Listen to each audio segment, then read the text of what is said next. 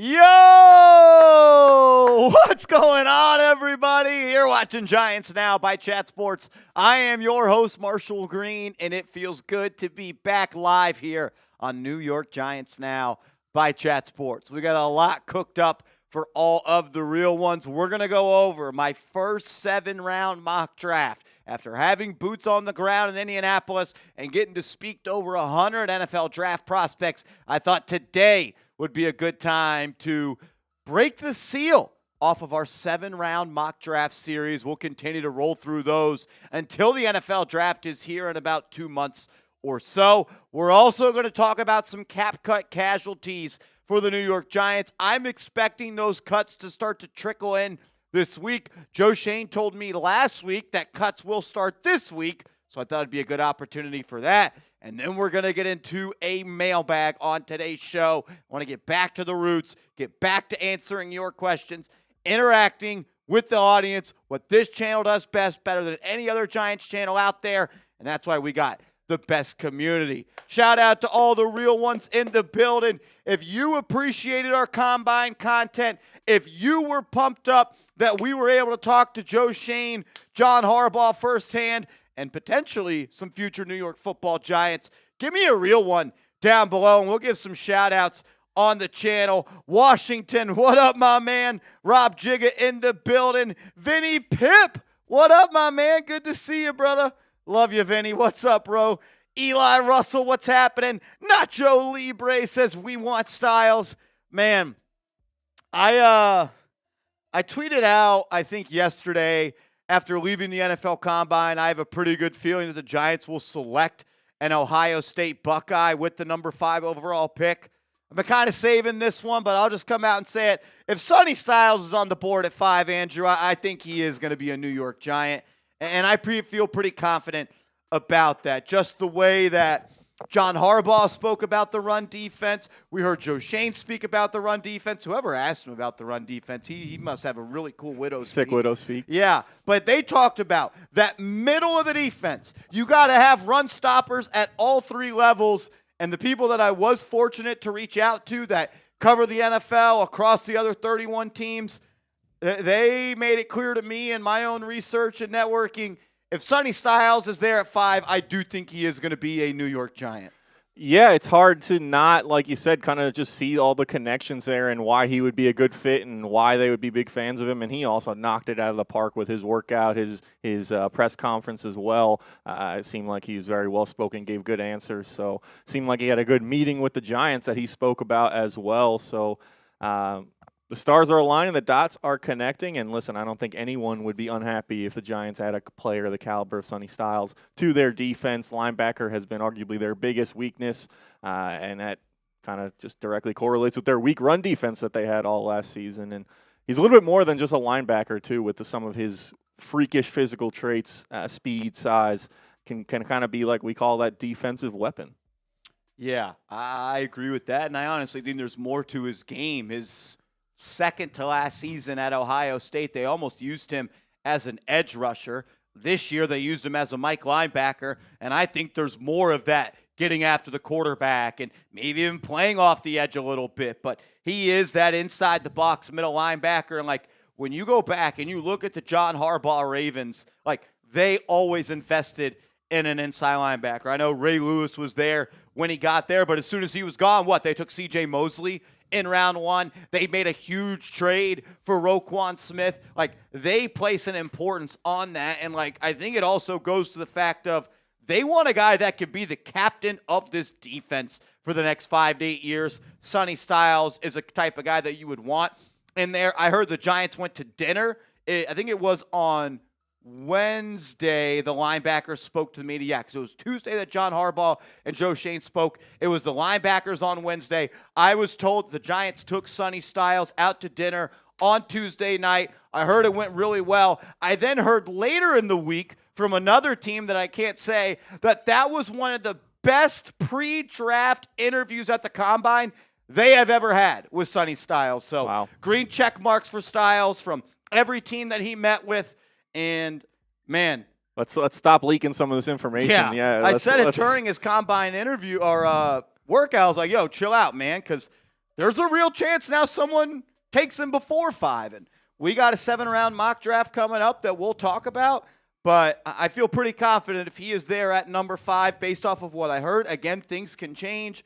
That Styles might be a New York Giant at number 5. We got over 377 people in the building. Major shout out to all of y'all. If you haven't yet, please hit that thumbs up icon. We got a 7-round mock draft coming up. I'll answer every single question that comes in via Super Chat. We also got a mailbag coming up. I'll tell you everything I heard after spending 6 days in Indianapolis talking to everybody.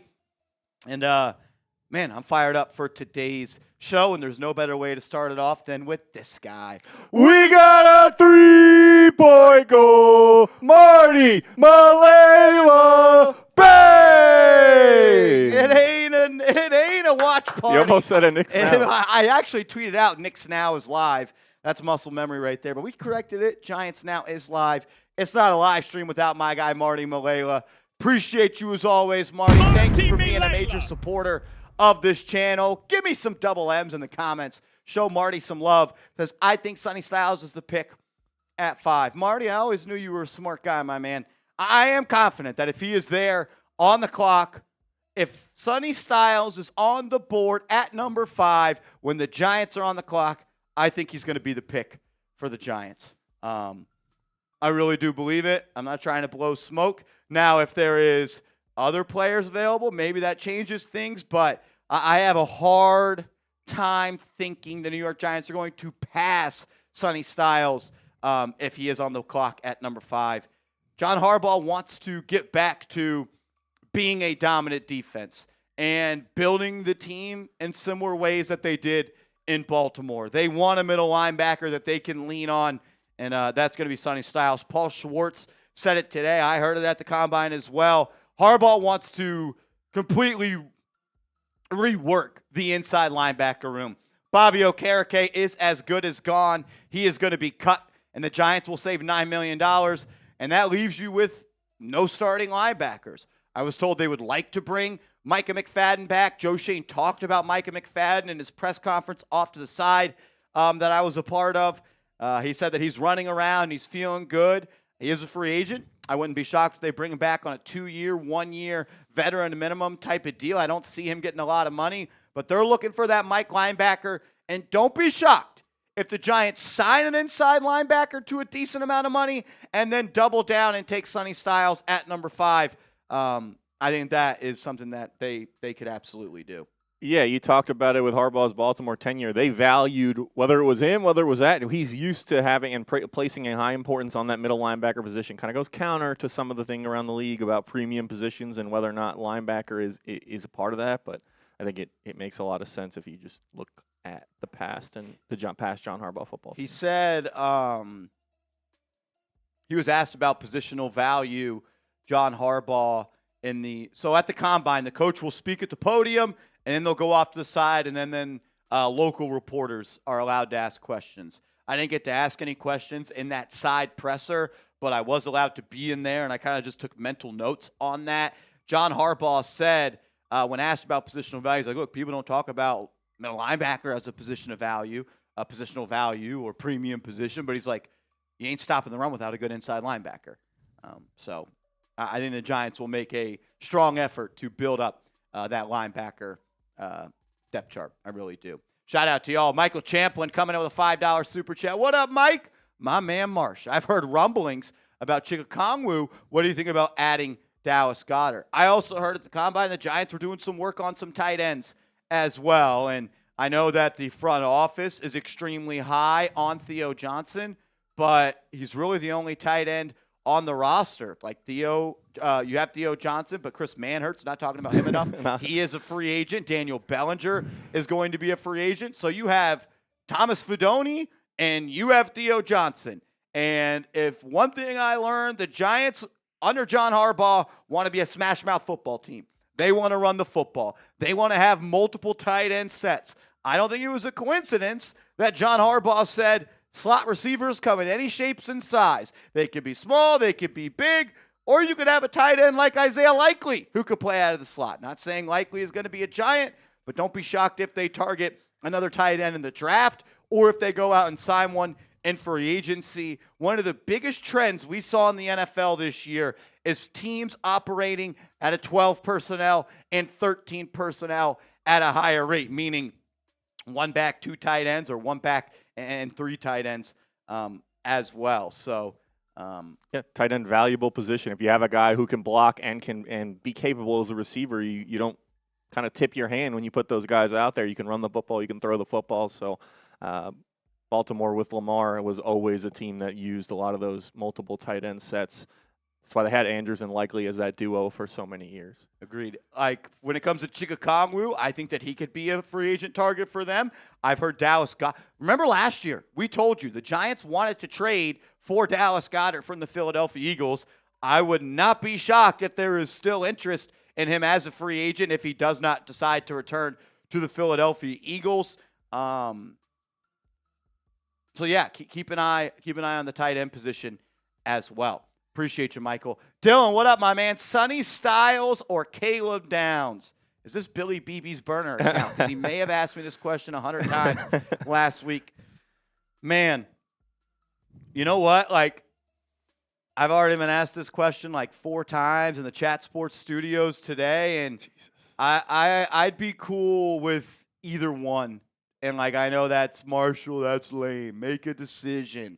Like, if you're telling me we walk out of the draft with Sonny Styles, I'm fired up. You're telling me that we get Caleb Downs, I'm fired up as well.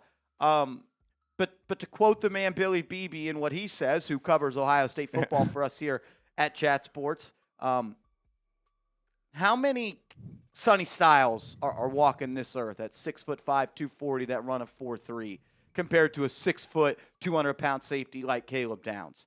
It's easier to find another Caleb Downs than it is a Sonny Styles, and I think I would go Sonny Styles at this point over Caleb Downs. And it's like, oh, man, I was talking to my guy, Nick Harris, who covers the Dallas Cowboys for the Fort Worth Star-Telegram, Fort Worth Star-Telegram, I think is the name, and I told him, I was like, man, I don't know who I want, Sonny Styles or Caleb Downs. He goes, oh, boo-hoo. Who are you going to choose, Sonny Styles or Caleb Downs? Like, you can't go wrong. I slightly lean Styles over Downs, and I've been quoted as saying Downs is the best player in this draft. But, man, it's like a 1A and a 1B. Like, I'm 51% Styles. I'm 49% Downs. Lobster or steak, which one do you want? Exactly. It's all a good result. Let's see. I think the Giants would pick Styles over Caleb Downs based off of just being at the Combine, talking to people and some chatter. I think they would lean that way. Long way to go. Long way to go. I'm not sure that they both end up there, honestly. I would imagine at least one is gone before the Giants pick. Yeah, I agree. And, like, how does the free agency plan kind of change their thoughts on the draft? If they go out and they get Leo Chanel or Tremaine Edmonds gets cut, do they maybe think we can get somebody else in round? This is a deep linebacker class. Like, I've talked a lot of crap about this draft class. Again, I don't think it's that good of a draft class, but there are some positions that are deeper than others, and inside linebacker is definitely one of those. But again, I am Sonny Styles slightly over Caleb Downs at this point. Again, I'd be happy with both. Ryan Davis, what up, my man? Shout out to you, $5 super chat. I'd love to see either Colton Hood, the corner out of Tennessee, or Chris Brazzell, the wide receiver out of Tennessee. Shout out to Chris Brazzell, man. I've known him since he was a sophomore in high school. I got to go chop it up with him at the NFL Combine. He played on a 7-on-7 team here in Dallas, Texas, that was coached by some of my really good friends that I went to college with. So I've seen him fully develop and mature from a 16-year-old that was too tall and too long for his own good to now he's a grown-ass man that's running a 4.3, 6'4" wide receiver. Look, I like Brazel. I just always have a little bit of hesitation for drafting those Tennessee wide receivers. Been down that road. I think Brazel's a good player. I think he is a little bit I would not take him at 37. There are other receivers that I would take him at. And if you're not taking him at 37, he ain't lasting until 104 when you're on the clock. If the Giants maybe trade down in round 2 and they pick up, I don't know, pick 48, and then they pick like 72 or something like that, maybe, but I don't see him being the pick at 37. Colton Hood, I could see him being the pick at 37. Giants, you go to all these different podiums and you're asked, so you only get, I think it's 45 official visits. It used to be 30. They've upped it to 45, and, man, they did a lot of work on the corners. They did. I wouldn't be shocked if they pick a corner at 37. They need one. They need another starting corner outside of Paulson Adebo. That's why I wish the draft was before free agency. I tweeted that out. That got a lot of traction. I saw that was. I don't know why that got so much traction, but I would rather fill my needs and if you have the draft first, you could pick best player available at a higher rate instead of missing out on filling needs in free agency and then having to fill needs in the draft. And if you're filling needs in the draft, you are not gonna last long as a GM. You have more control over getting what you absolutely want or the player you absolutely want in free agency, which is why you can quote unquote fill the need. You have a better chance of filling your need if you are in free agency. You can offer and as much as you want to whoever player and go after whatever players you want. Everyone has theoretically an equal chance at every player. In the draft, you're stuck with what the board is at your pick unless you trade up. So yeah, there's people like Hood Dad, Good Dad who think that was a stupid idea by me. There's also nearly 3,000 people that like to tweet as well. I personally think if the draft was first, it would create an even more robust market for premium players in NFL free agency because teams would be more desperate to fill their needs after they weren't able to do so in free agency. In the draft. Yeah, in the draft and fill those needs in free agency. But probably won't switch. It was just an opinion that I had. My man, Seth Gross. We got a 3-point goal. Seth Gross, bang! Give me some SGs in the chat. Seth Gross, a $50 super chat. You the man, brother. Seriously, thank you for always being a real one. Just want to say thanks, Marsh, for some great insight into the Combine, particularly with Pat Leonard. Great stuff. I know I've been so skull-locked on Tate, but Styles blew me away. Got to have him. The next Carl Banks. Yeah, man. Shout out to Pat Leonard. Pat is someone that I think gets some unfair criticism from Giants fans because he's too negative, and I somewhat feel as if I hate you. I feel sympathy for that as well because people say I'm too critical, and Pat and I joked about it. It's how about the Giants win some more games? How about the Giants win more than 7 games in the last 2 years? You can't be overly critical if you don't have double-digit wins in 234 games. But Pat, man, he hooked it up. Shout out to Pat Leonard. Go tweet at him. Go show him some love on his YouTube channel. Pat looked out for me all week long, and he was kind enough to bless us with 30 minutes of his time. That video, you guys showed a lot of love to it. I'm going to try to bring on some more Giants beat reporters as well down the line. But, yeah, Pat was awesome. I thought he crushed it, and it honestly felt like we had known each other for a while, and I thought our chemistry and it went really, really well. But shout out to Pat, man. He was awesome.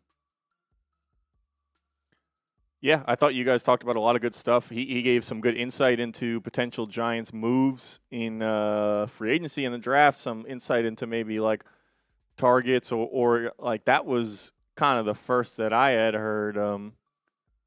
Oh, my gosh. The video that we have of D'Angelo Pons guarding Billy Beebe at Chat Sports just got posted by the NFL Instagram account. I gotta go see this. Stop. Oh, Stop. Billy. No. Did Billy post it on TikTok and did it do well? I don't know. That's where they're crediting it from. So at the NFL Combine, our guy Billy Beebe, who covers the Colts, the Bengals, and the Ohio State Buckeyes, he was walking back from Lucas Oil Stadium, and it looked like he was talking to D'Angelo Pons, the corner from Indiana. They were not talking whatsoever. I thought they were. So he's coming from this way. We're coming from this way. And we're about 100 yards apart. And I walk up. I'm like, Billy, that's your boy? I was like, one-on-ones right now. One-on-ones. And Billy Beebe goes one-on-one versus D'Angelo Pons. And Pons absolutely pressed him up. And I was the quarterback, and I threw an incompletion. And the NFL Instagram account just posted that. That is hilarious. Hold on. I think I'm going to see if I can get this in the chat. I'm putting the link in the chat right now. You guys can go watch it. That is absolutely hilarious. Oh, my God. I tweeted out. I was like, look, might be my fault. I was late on the throw, and I might have thrown to the inside shoulder. Should have been to the outside shoulder. But there wasn't much room for me to make a throw.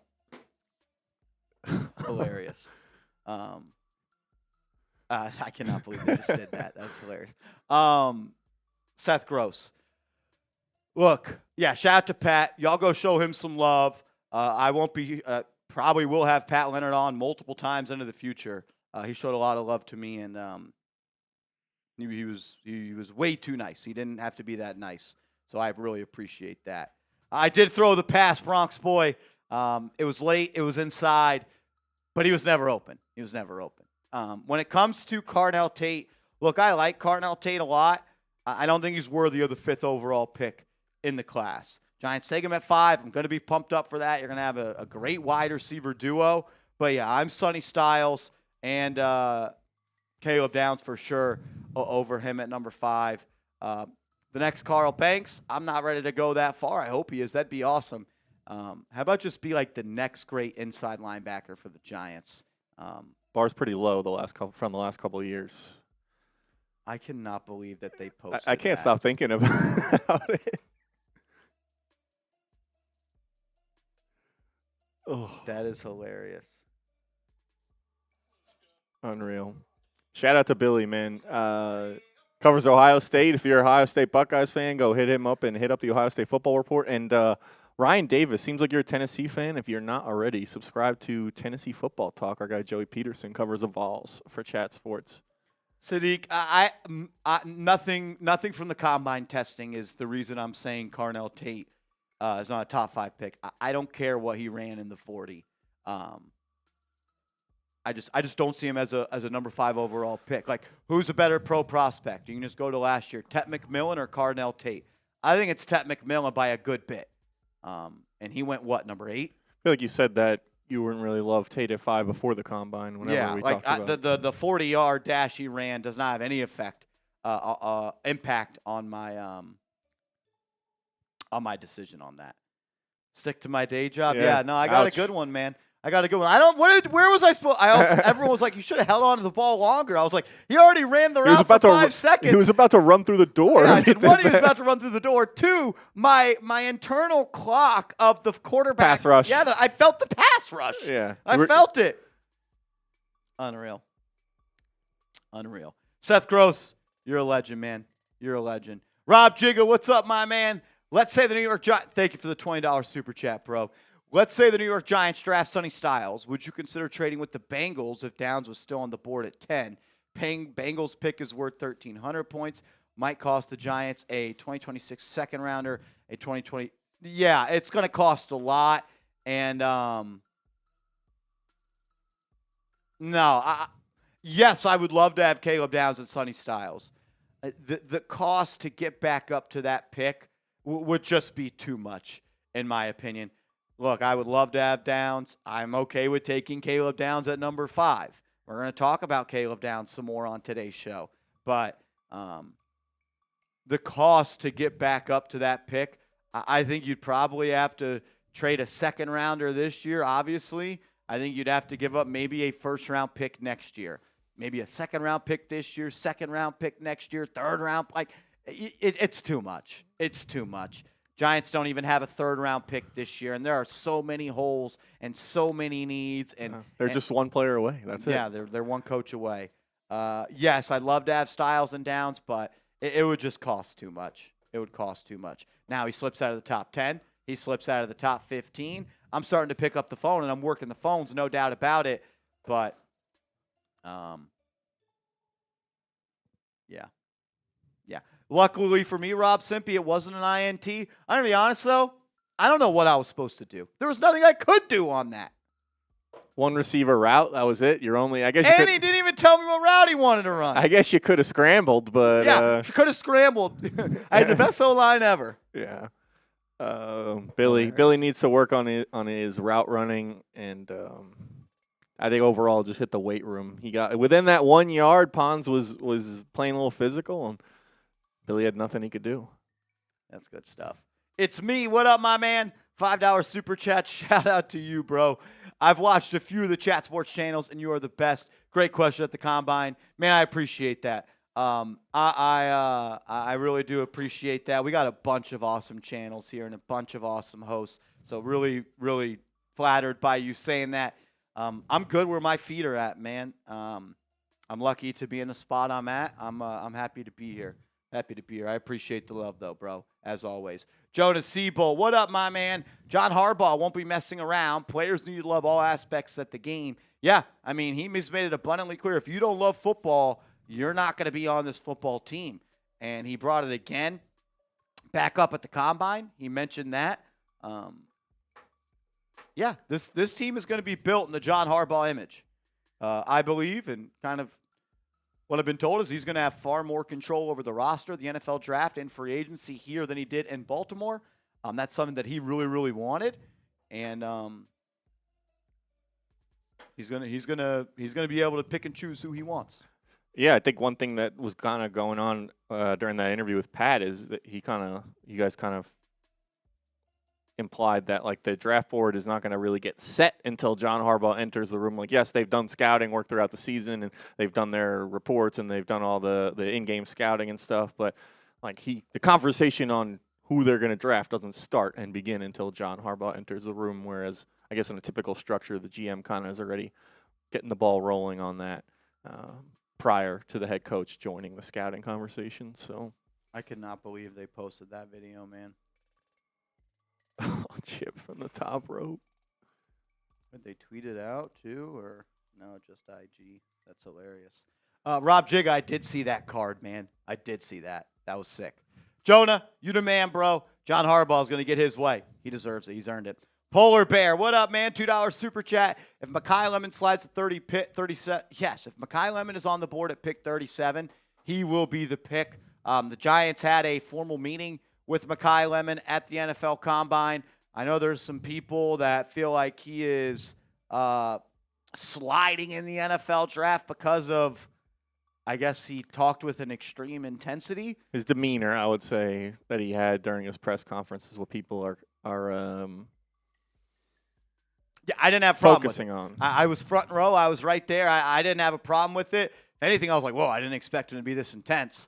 But, yeah, I like Mekhi Lemon a lot, but I seriously doubt he falls to 37. If he does, yeah, he will be a Giant. He will be a Giant.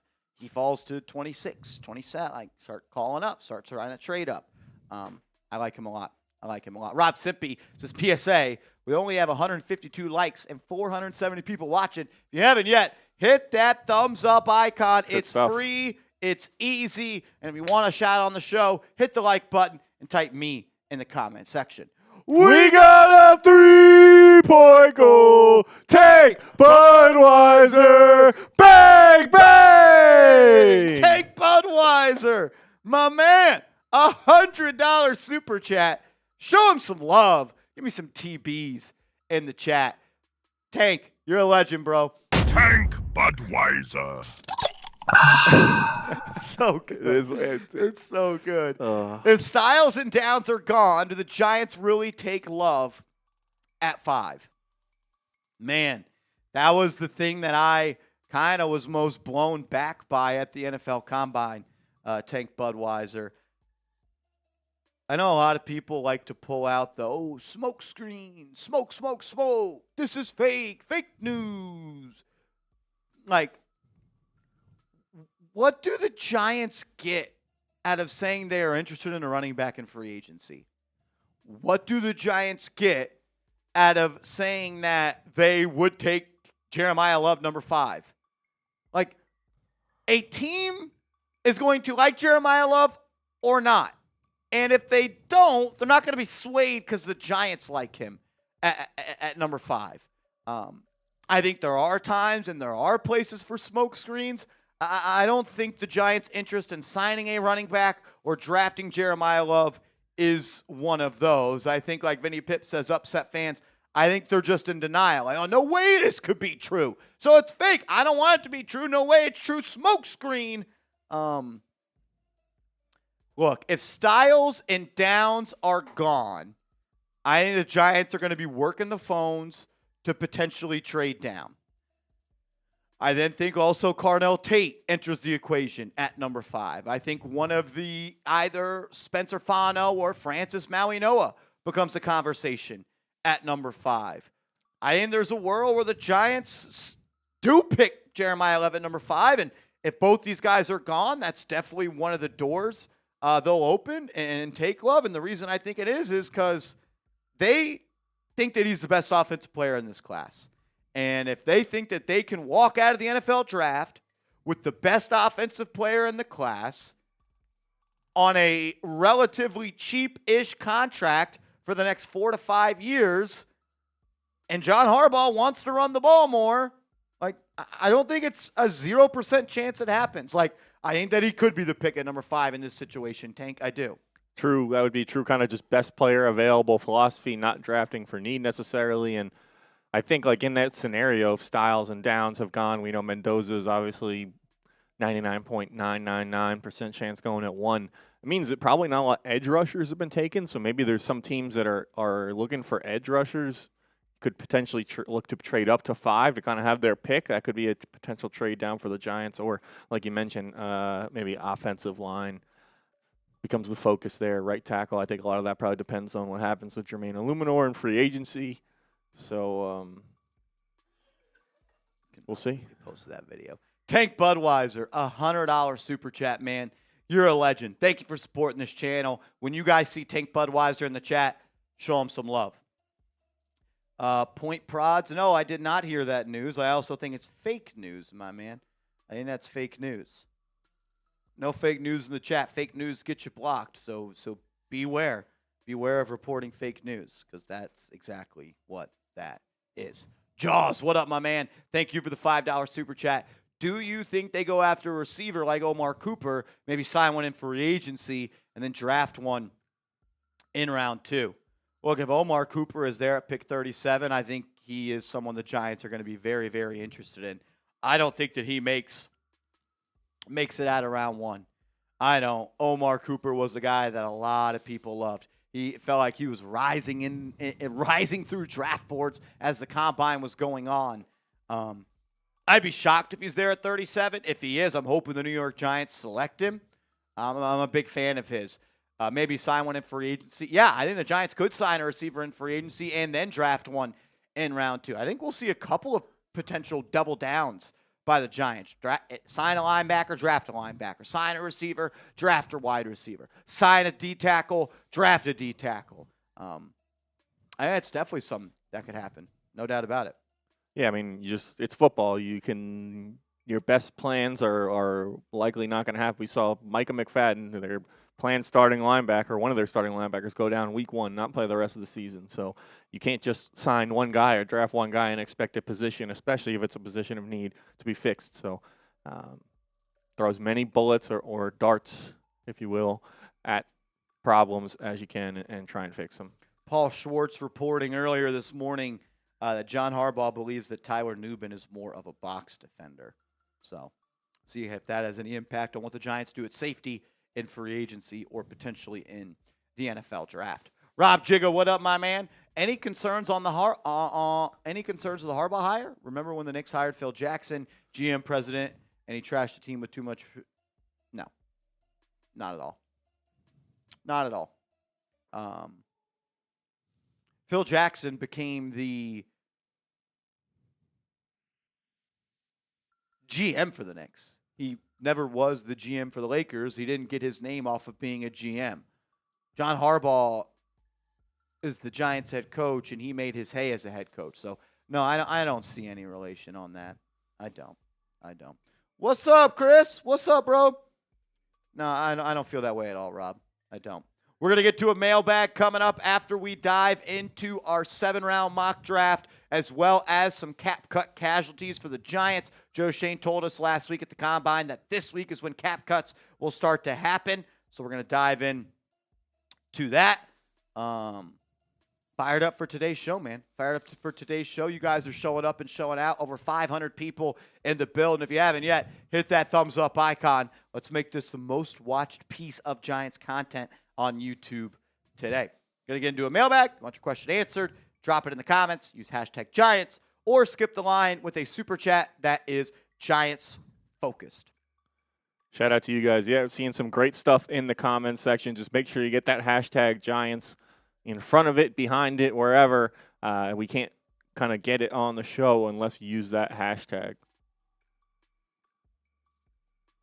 And like you said, we will pull from the super chats that have come in already. So shout out to you guys for supporting the show. That's good stuff. Good stuff. I got to go to Billy Beebe's TikTok. It must have blown up on TikTok. For them to see it, yeah. Do you know what is? I'm not on. What is it credited in the picture? Billy BB 8. 198,000 views on TikTok. Some guy in the comments, I like the fake spin release. That's hilarious. Shout out to everybody in the building. Let's keep it going. Super chats are continuing to flow in. Major shout out to all of you. Shout out to Big Treasy in the building and Seth Gross doing what he does as always. Major shout out to all of y'all. Appreciate everybody for being here. Let's go. We got a 3-point goal. Seth Gross, bang! Give me some SGs in the comment section. A double bang of a Monday for Mr. Seth Gross. I miss being live on the channel, man. Seth, you're a legend. Marsh, what was your take on the dynamic between Harbaugh and Joe Schoen? Schoen seemed a little shaky at first at his presser, but settled in. But it was like he was aware that people saw him as management with no teeth. What was your take on him? Yeah, a couple of people reached out to me like, Marshall, why was Joe Schoen freaking out? I didn't get that vibe. I don't know if it was because I was there. Like, it wasn't even close to what it was at the bye week presser this year where he was out of breath and honestly looked like he was uncomfortable. I honestly thought he was confident in himself at the press conference. There was a report that came out from the New York Post that morning that ownership has grown to be upset with the narrative that Joe Schoen is not the guy running the show anymore. And then Pat Leonard asked Joe Schoen, he said, I don't remember the exact question, but it warranted a response from Joe Schoen where he said, Pat, I'm still the general manager of the New York Giants. And he kind of puffed his chest out a little bit there and stood 10 toes down and almost spoke with a cocky sort of nature where he's like, I'm still the GM, Pat. I still run the Giants. Everybody else you talk to that works for different teams, that covers different teams, the feeling around the NFL is that Joe Schoen does not have as much power as he once did. That Joe Schoen does not do the same things that he once did. Jordan Renan said it on the Giants Nation show. Shout out to Bobby Skinner. He said it. There are departments that don't report to Joe Schoen anymore. So he can't be doing the same job. So there's that. The Giants want you to think he's doing the same job. They want you to think he's still the guy. He's not. They hired someone that is now reporting to John Harbaugh and not Joe Schoen. And there are now parts of the Giants building that no longer report to Joe Schoen. What is my take on the dynamic? I think that I don't really have a take on it. Like, it kind of just is what it is, right? Like, this is a Joe Schoen operation, or this is a John Harbaugh operation. Like, I think Joe is going to have a lot of say-so in this draft just because he and his staff have already put a lot of work into it. And it's kind of been reported that John Harbaugh didn't have as much say-so as some people and myself might have believed initially in Baltimore. But I think Joe will lean on John. I think John will lean on Joe. And I think final say-so comes down to John. If John says, I want XYZ, Joe Schoen's going to try to figure out the way to make it happen. I didn't think he sounded shaky. You guys might have. Maybe it's different being in person. I didn't think it was very similar to the in-season presser. I watched it a few times. It was very different than the in-season conference. Did you feel like what did you think of it? I didn't think he was shaky or at all, like just objectively, and then especially when you compare it to how he was introducing John Harbaugh at that press conference. That's what it was at the John Harbaugh one, yeah. Listen, like, it's never the New York media is the New York media. It's not easy to answer questions from. That's why it's considered one of the toughest media markets to work in sports. But so that generally may just he's facing some tough questions, and he had some maybe I don't even want to call it just like quick remarks, I guess, back at them. But I didn't think like he seemed thrown by anything or really off his game. Yeah, I thought it was a much better performance than the last two. That's for sure. But I think what you're trying to get at, Seth, is this. Joe Schoen's power is not as strong as it once was, and he knows that. And he knows that. And the NFL knows that. And the Giants don't want people to think that.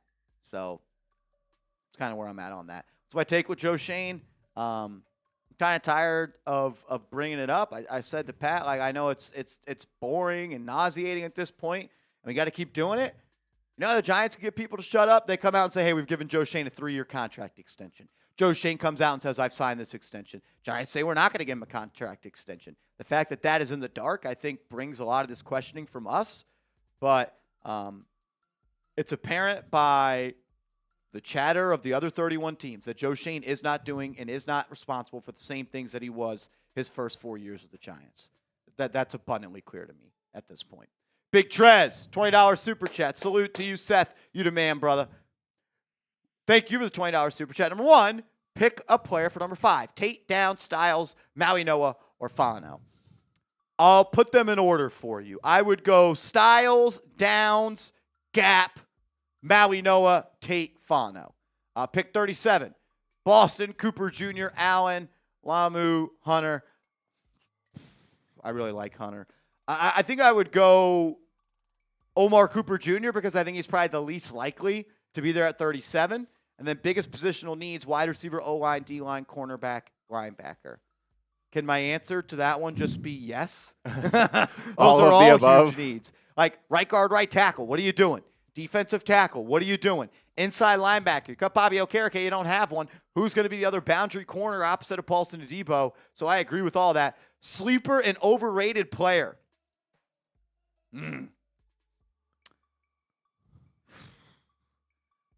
I really like Michael Trigg, the tight end from Baylor. I think he's extremely underrated.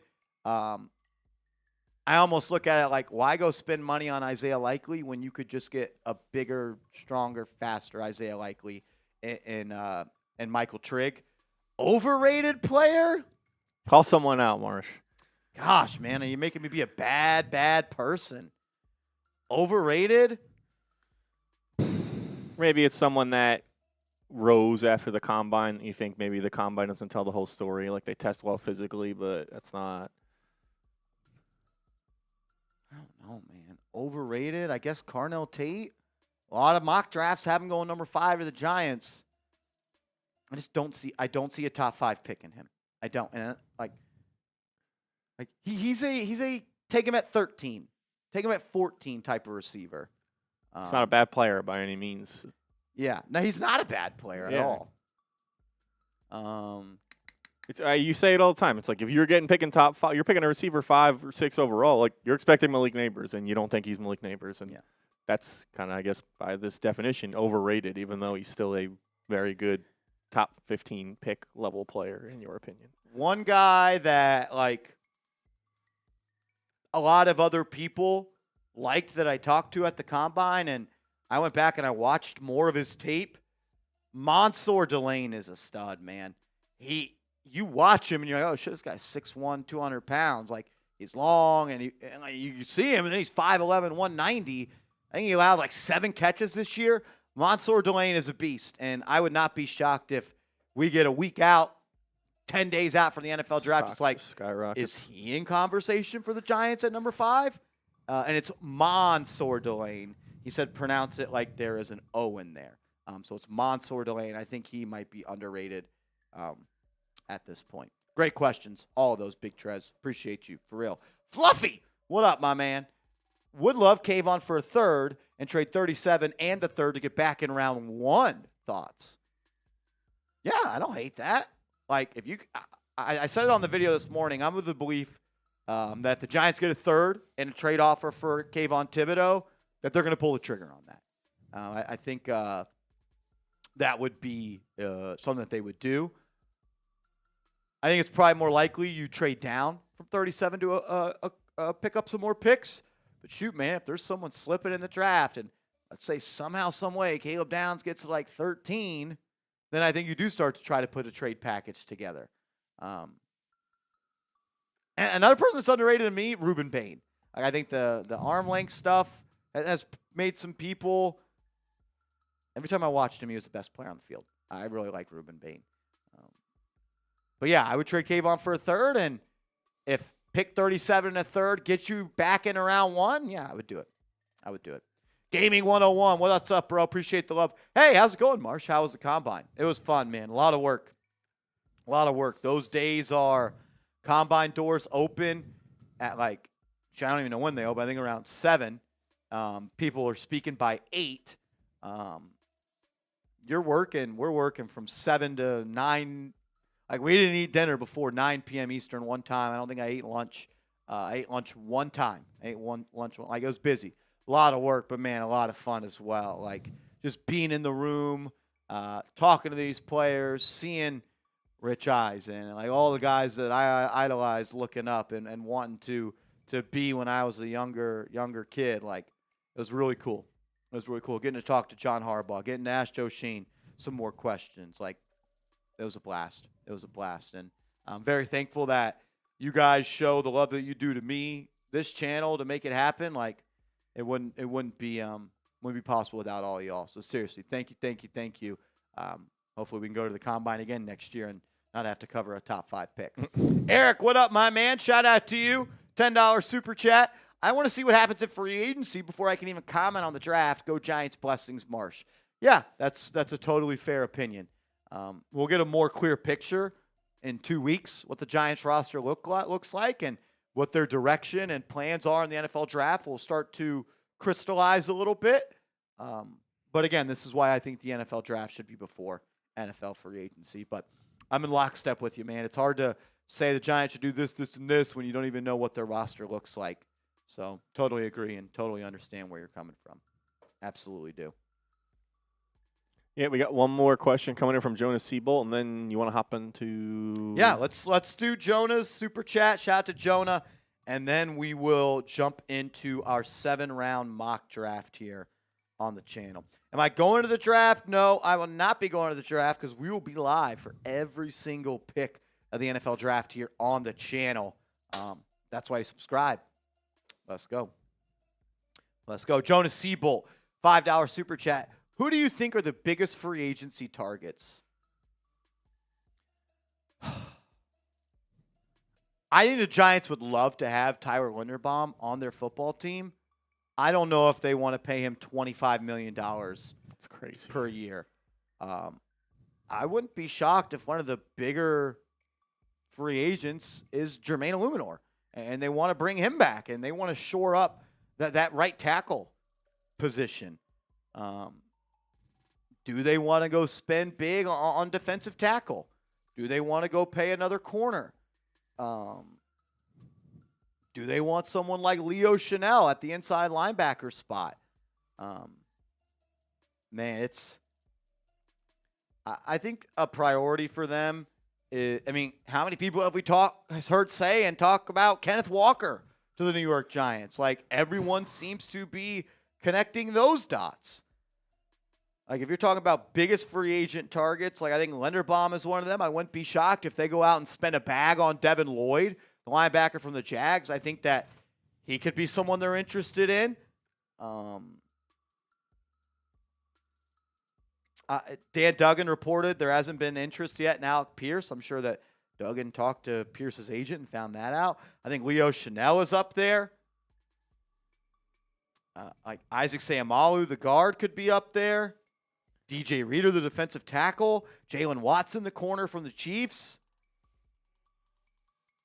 So some of those guys. Yeah, and we did a few free agency target videos on the channel as well. If you want to go check those out, a lot of those guys that Marsh talked about did a little more in-depth breakdown on their stats and their contract projections and how they could fit on the Giants. But you guys are all subscribed and have your notifications on, so you already watched that. Exactly. Tuto Azeri! Salutes and respects to Big Marsh and Lil Connell. Tiny Smitty. Greetings from our entire Italian national rugby team, currently in Italy and getting ready for our upcoming test against the Brits. Brit loses on next Saturday. Please pray for my victims.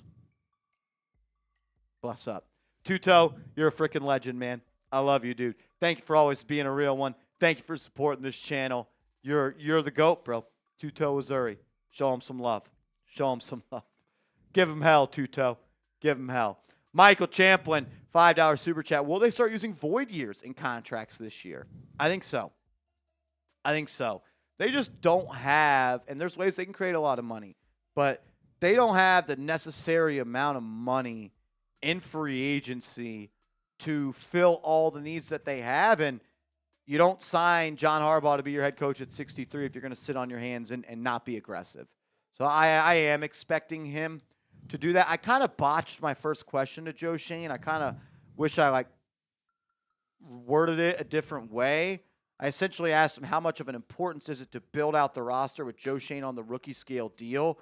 And he kind of took it as well, it's always important to build out the roster. But I wanted it to be how much, what's the urgency? Yeah, is there a bigger urgency? Is there more of a want to, Jackson Dart's never going to be cheaper than he is right now. How important is it for you to maximize that rookie scale contract? He kind of answered that question, but I didn't feel like I asked it the best way, so pretty disappointed in myself on that one. But I feel like we asked some other good ones, and it was good stuff all week long, man. It was a lot. So, yeah, I do think that they're going to start using some void years. Do I think they're going to go Eagles style on void years? No, but I do think they will be aggressive in trying to manipulate the cap in their favor. You just got an influx of cash, $1 billion for 10%. You have Jackson Dart on that rookie scale deal. If you're not going to be aggressive now and use void years, when are you? Sean Hayes, my man, you're a legend, brother. From now on, no. You guys, shout out to Connell, man. All the content we got was possible because of him crushing it, getting all those shorts out, helping us get all these clips and stuff. We would not have been able to do what we did without him. So call him Hollywood. Don't call me Hollywood at all. I don't know. It's Billy, really. Billy is the one that's Hollywood now. But yep, that's it. We all just kind of, his presence is just dwarfs the rest of us. But appreciate you, Sean. Appreciate everyone just rocking with the content. We're trying to just give you the kind of content that we would want if we were fans and looking at the channel, and we are still fans. But the kind of stuff that we want to know, hope that you guys want to know as well. Agreed. Shout out to all y'all. Sean, you're a legend, man. Always supporting me, always supporting this channel. Really, really do appreciate it.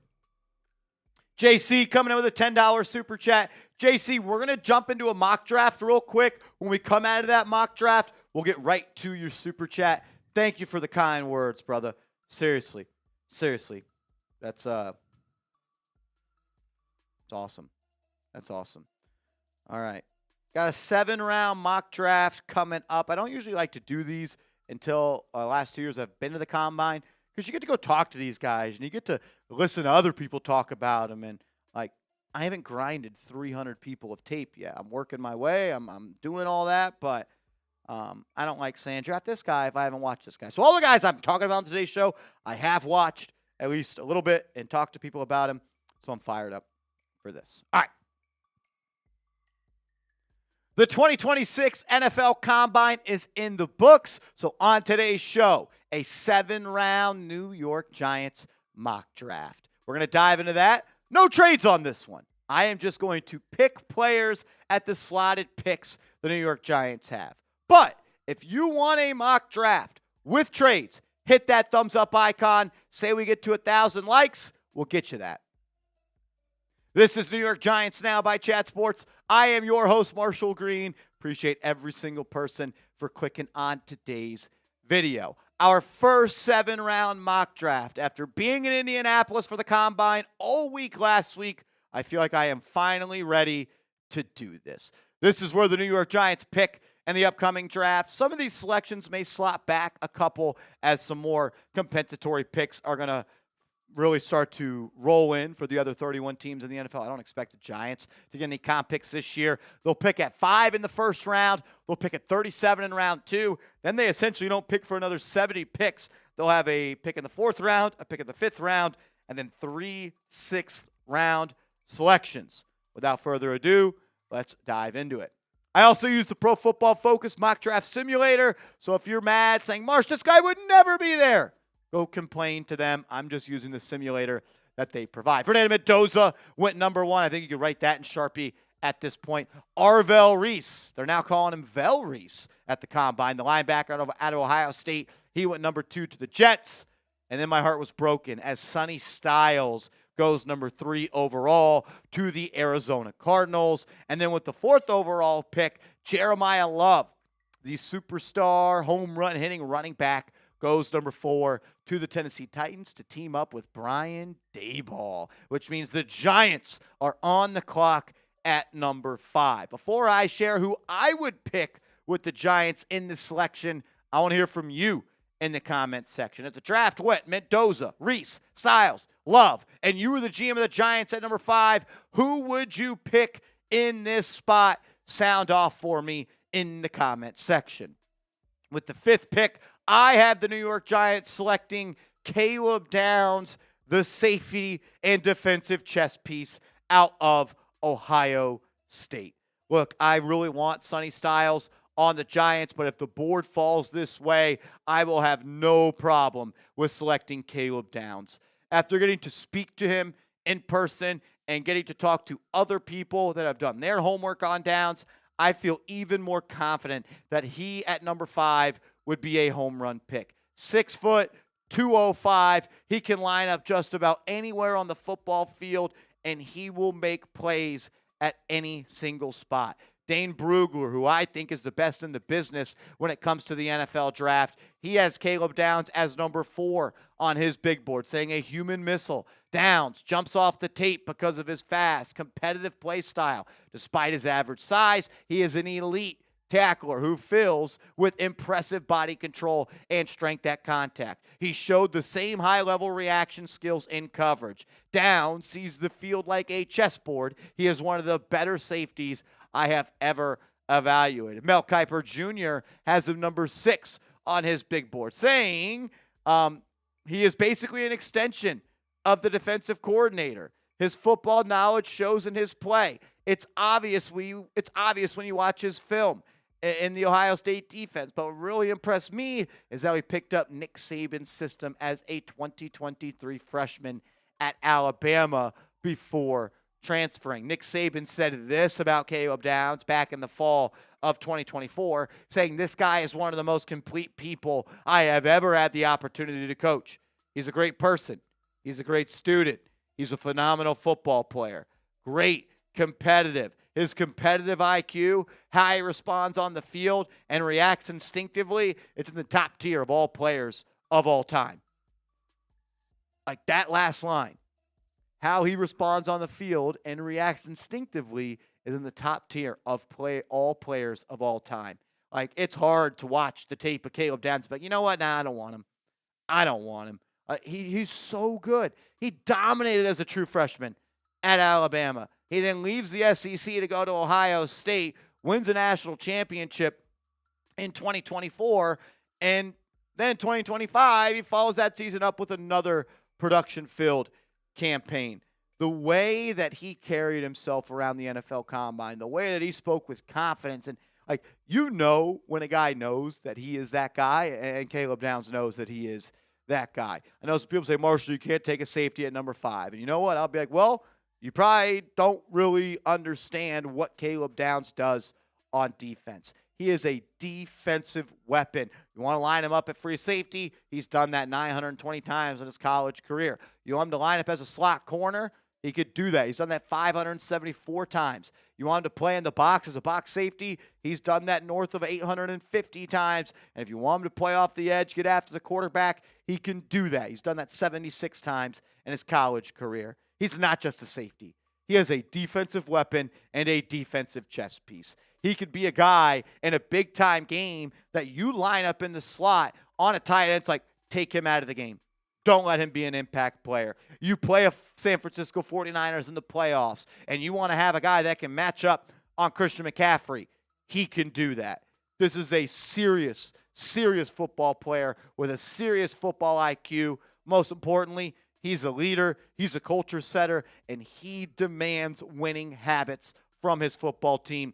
The Giants could use a guy like that. And John Harbaugh, he loves him. Harbaugh came out a couple of weeks ago saying, big fan. If we could take a Hall of Fame safety at number 5, we would love to do that. I asked Caleb Downs, what was it like hearing John Harbaugh say those things about you? Said it was an honor and it was a privilege. And he would love to, and he kind of paused and then caught his breath and laughed and said, it'd be an honor to meet him. I think he was going to say it'd be an honor to play for him, but I might have been reaching on that one. If Caleb Downs is there at 5, the Giants will give him serious consideration to be the pick. Round 2, pick 37, I was back on the clock, and I selected Christian Miller, the defensive tackle out of Georgia. The Giants met with him at the NFL Combine. I got to talk to Christian Miller there, and I fell in love with the player. He is someone who I think is going to be a better NFL player than he was a college football player. This is someone that was kind of held back, I feel like, because of that Georgia defense. Our first graphic said 6 foot. He's 6'4", by the way. Still 21 years old. And like a lot of those Georgia defenders, especially on the D-line, they keep them fresh and they move them around. You could see by the Pro Football Focus grades, he was elite against the run. Top 10 in all of college football in that department. He also can get after the quarterback a little bit at 6'4", 310 pounds. And he was really, really good, guys. Dane Brugler has him as the 37th best player in this class, saying an energetic, reliable big man. Miller has an NFL body and helps disrupt an offense's ground game. Like most Georgia D linemen, he was kept fresh by playing in a heavy rotation and is still learning how to sequence a pass rush, but he has the tools to add immediate value to an NFL front. I made it a point to ask John Harbaugh and to ask Joe Schoen, is it going to be a priority to stop the run and build a team that will stop the run? And they made it abundantly clear it will be. And selecting a defensive tackle in round 2, someone like Christian Miller, that would go a long, long way. If you could have a defensive tackle room of Dexter Lawrence, Christian Miller, Darius Alexander, and you sign another veteran, you actually have 4 legit NFL dudes. But to be honest with you, I think the Giants are most likely going to trade down from number 37 overall. With them not being back on the clock until pick 104, I just don't see a way where they don't try to trade down, pick up more draft capital, and try to plug multiple holes on this team. If Miller is there at 37, I absolutely would take him. I just think the Giants are going to trade down. I think that is going to be a little bit more likely. We'll talk about the other picks that we made in this 7-round Giants mock draft First, though, I got to give a huge shout out to today's sponsor, and that is GLD. Shout out to GLD. Appreciate them for sponsoring today's show. They've got an awesome deal. When you use that promo code chat at gld.com, you're going to get 50% off your order. 50% off your order with code chat at gld.com. Every guy has those go-to pieces, right? The shoes that go with everything, the one pair of jeans that fit just right, the t-shirt that always looks clean no matter what you pair it with.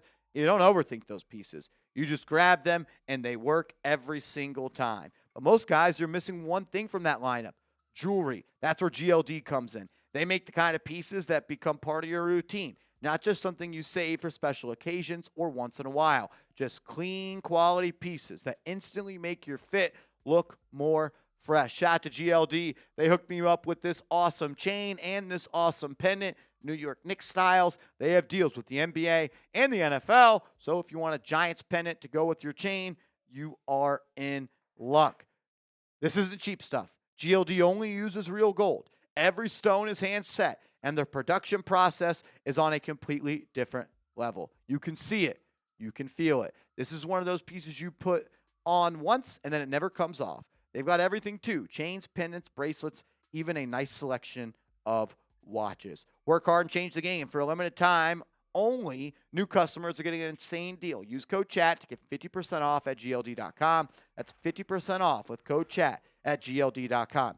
After your purchase, they'll ask where you heard about them. Please support our show and tell them Chat Sports sent you. All right, so after you waited 70 picks to go by, you're back on the clock at pick 105, and I am selecting Malik Muhammad, the cornerback out of the University of Texas. 6 foot, 188 pounds. The Giants need an outside corner, and I think Malik Muhammad can grow into that role. Do I think that he's ready to be a starting corner in this league right away? Maybe not, but with some proper development, learning from Denard Wilson, learning from the defensive back coaches the New York Giants have, and John Harbaugh, I see a guy that could be a starting boundary corner in this league. Dane Brugler has him as the 90th best player in this class, saying Muhammad is a good-sized athlete who isn't shy about throwing his hands into receivers to jam at the line. He doesn't have top-tier speed, but he can mask that with smooth transition skills and coverage confidence to stay within arm length of receivers. I like that about his tape. He is aggressive.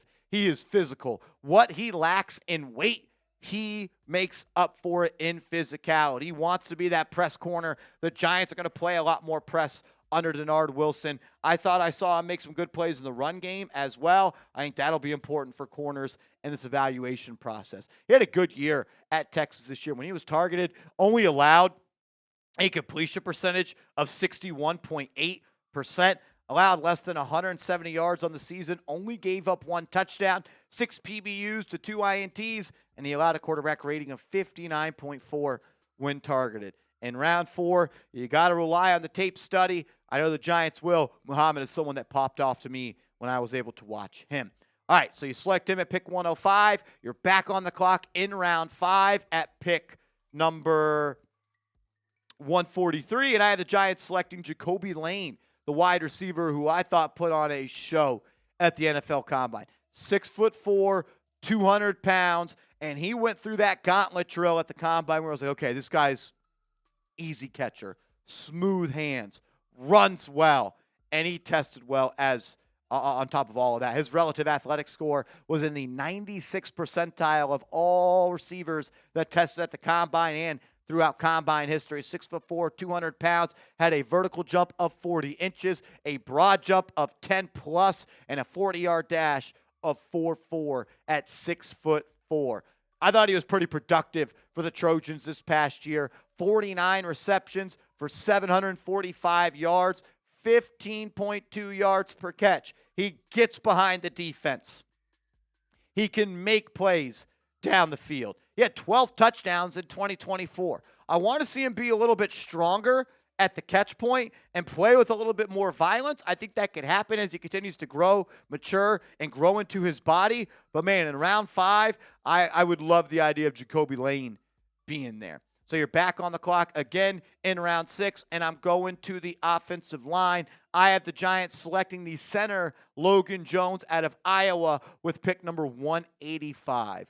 One thing I've learned is you can never go wrong taking offensive linemen out of Iowa. And Logan Jones was extremely productive for them throughout his collegiate career.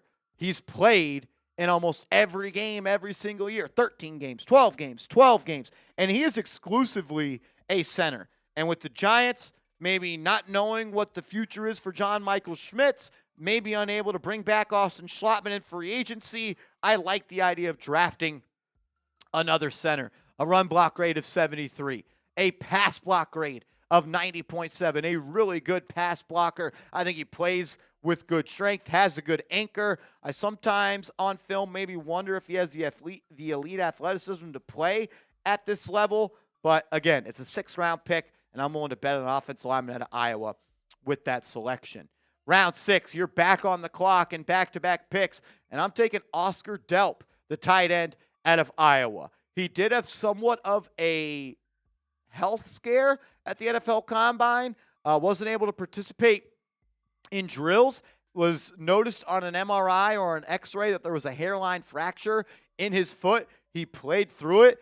He's expecting to test at the Georgia Pro Day, so I'm not too worried about that. But a tight end at 6'5", 245 pounds, that is extremely versatile. You go watch his tape, he'll line up in the backfield.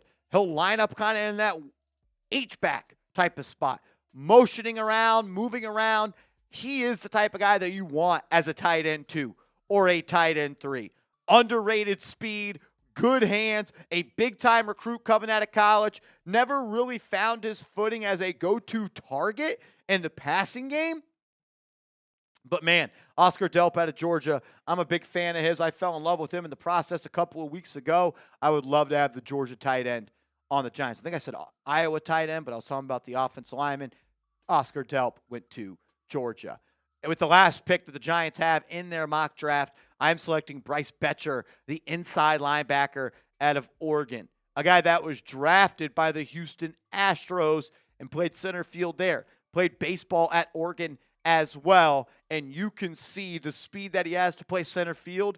He uses that, and that translates to the football field as well. 6'2", 230 pounds, elite linebacker. Good in coverage as well. And he is physical inside the box. I was talking to my guy, Will Ortner, who covers the Oregon football team here at Chat Sports. He put me on a little bit of game.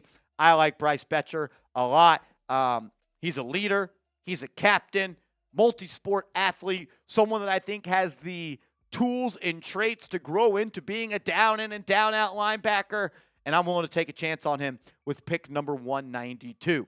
So that is the first 7-round mock draft that we have. Caleb Downs goes number 5. Christian Miller goes number 37. Malik Muhammad, 105. Jacoby Lane, 143. Logan Jones at 185. Oscar Delp and Bryce Betcher close it out. Grade this mock draft for me. A, B, C, D, or F. I want to hear from you in the comment section. After going through my first exercise of a 7-round mock draft, I felt as if it was kind of tough.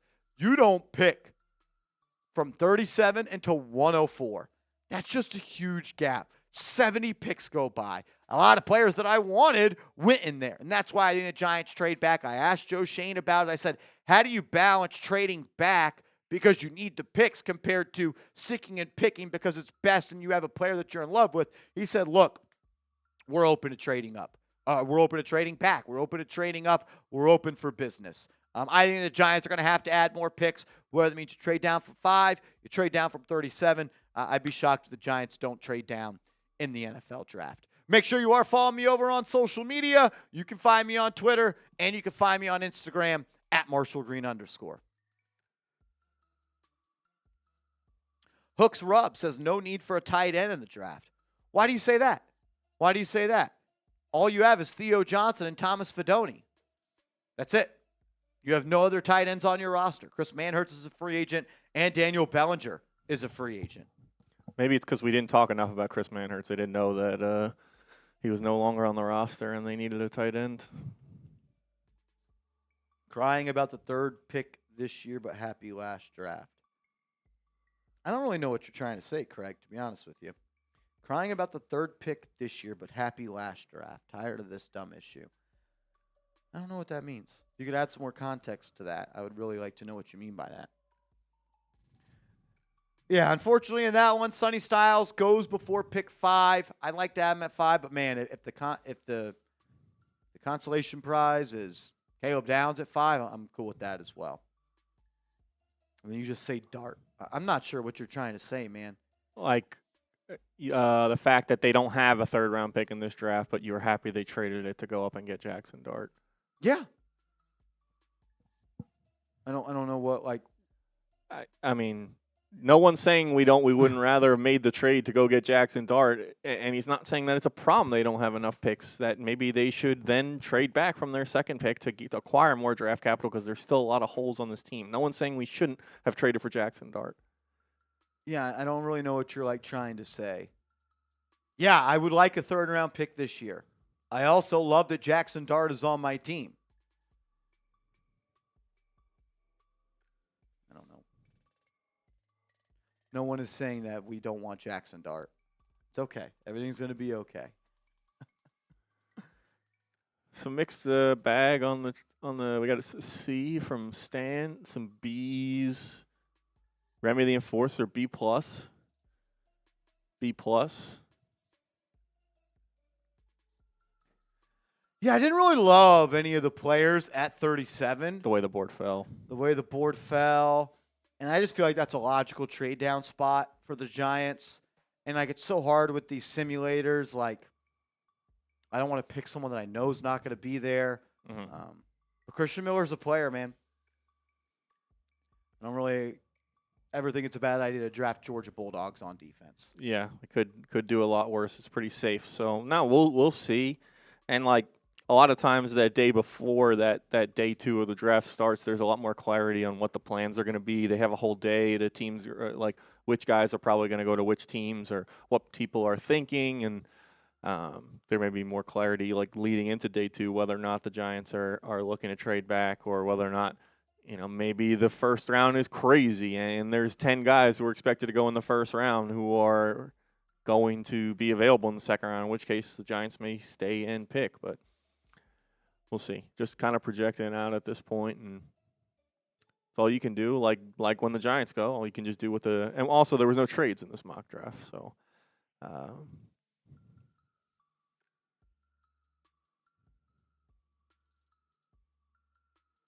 Yep, David Montgomery did get traded. I had the Giants picking Caleb Downs at 5. Sonny Styles was gone. Yeah, I had Caleb Downs at number 5. All right, we had a couple of super chats roll in. Let's hit those, then we'll dive into some cut candidates for the New York Giants. JC, what up, man? Great job at the draft. Appreciate you, bro. You and your crew are doing a great job. Now Jackson Dart needs weapons. He does. Who do you think the Giants should draft or sign in free agency? I'd like to see the Giants find a way to draft.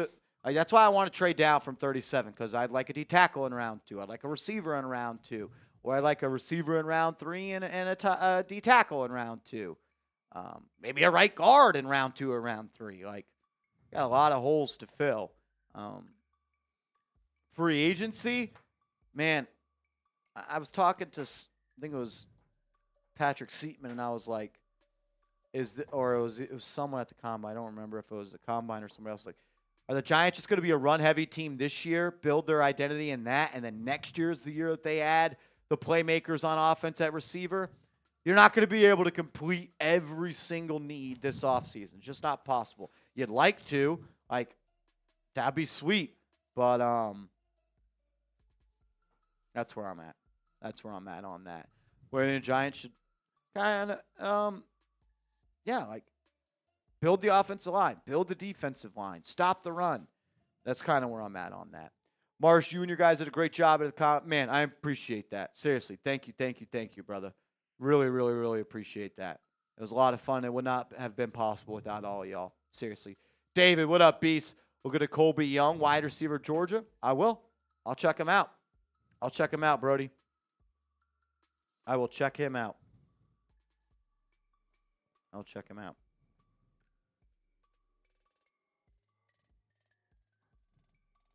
So many people are talking about Kenneth Walker to the Giants. I hope it doesn't happen.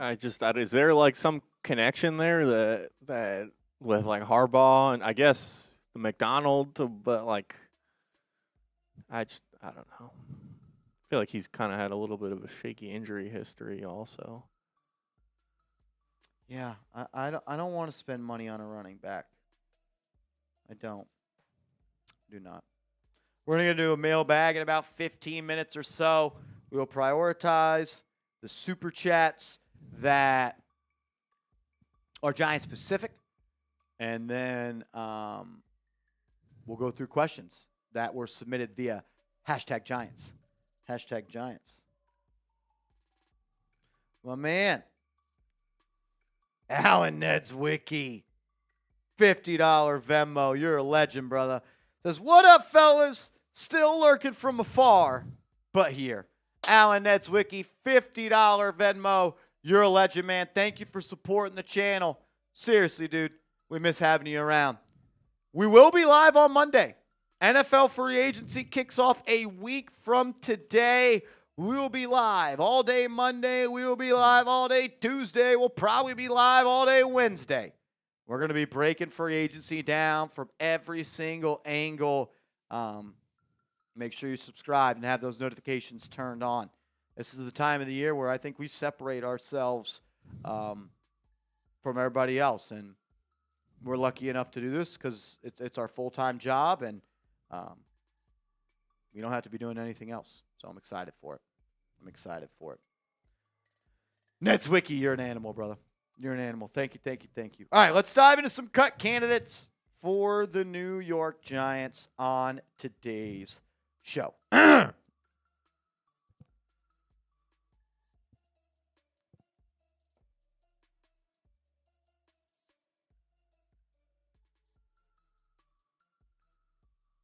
Unreal. Alan Nedzwicki, another $50 Venmo. Unbelievable. He says, I'll be there. Giants, New York Knicks now by Chat Sports, or nowhere. Can I get everybody to give me an AN in the comment section? Alan Nedzwicki, $100 Venmo today. I can't wait for Monday. I know you guys are ready for Monday. It's always one of our biggest shows of the year. I'm pumped up. I'm ready for Monday. I want to know what this football team's going to look like. We only have 7 Monday night, Tuesday night, Wednesday night, Thursday night, Friday night, Saturday, Sunday night. 7 more sleeps. 7 more sleeps. Alan Nedzwicki, you're a legend, bro. Thank you, sir. Thank you. Wow. Unbelievable. You guys always shock me. You do. Maybe I shouldn't be shocked because you guys always just do it. All right. Joe Schoen said at the NFL Scouting Combine that cap cut casualties are going down this week. We're less than a week away from NFL free agency being here. So on today's show, I'm going to go over the top cap cut candidates for the New York Giants. So you're watching Giants Now, and I am your host, Marshall Green.